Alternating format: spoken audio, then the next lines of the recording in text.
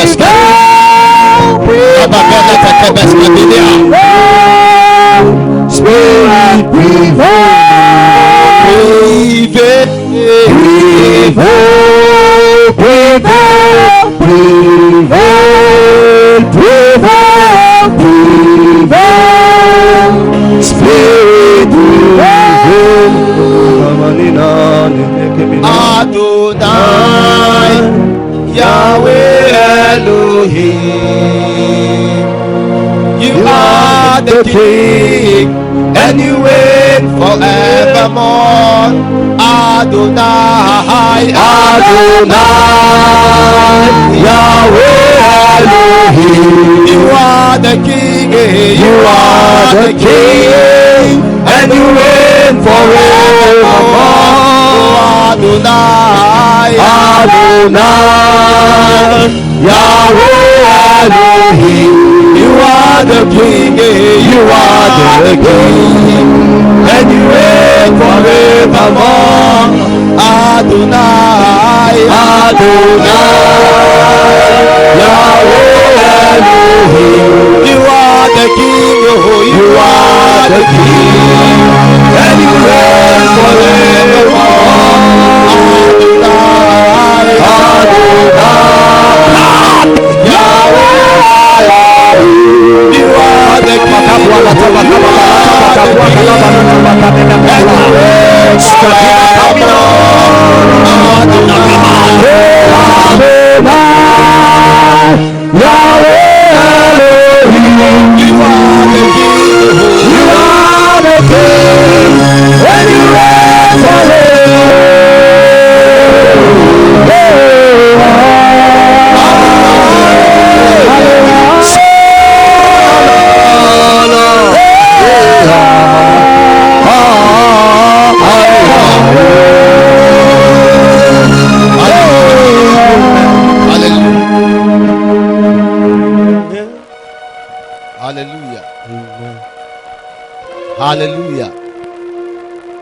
Bible speaking says, where the living bodies are, that the eagles will gather. That is to let you understand that God always takes pleasure in the livingness of a believer. A believer that is not alive cannot be able to make contact with God. God does business with living men. Anytime you see God walk upon the face of the earth, it's simply because there are men that are willing to live, then he quickens them to live for him. Eagles take pleasure in habitating, in colonizing a system where beings are alive. Wherever bodies that are dead are, you may see vultures, you will never see eagles. God, characterized in scriptures, was referred to as eagle, a part of the dimension of him as Jesus Christ. And if you want to do business with God, you must understand the dimension of him as eagle. That dimension will always require a believer that is willing to be alive. Every man that makes contact with God must be alive in his spirit to sustain an impartation, sustain an encounter. That is why no matter how dead you are, the day you encounter God, somehow a living protocol is initiated within your spirit, and suddenly you make contact to a life that is eternal, so that you begin to journey to a life that is immortal, to the sole aim that you encounter the life that is everlasting. Any believer, any human being that is not alive in keeping to the strength of his spirit may never see the need to encounter God. And that is why somehow we look as though men that are journeying more in God know God more.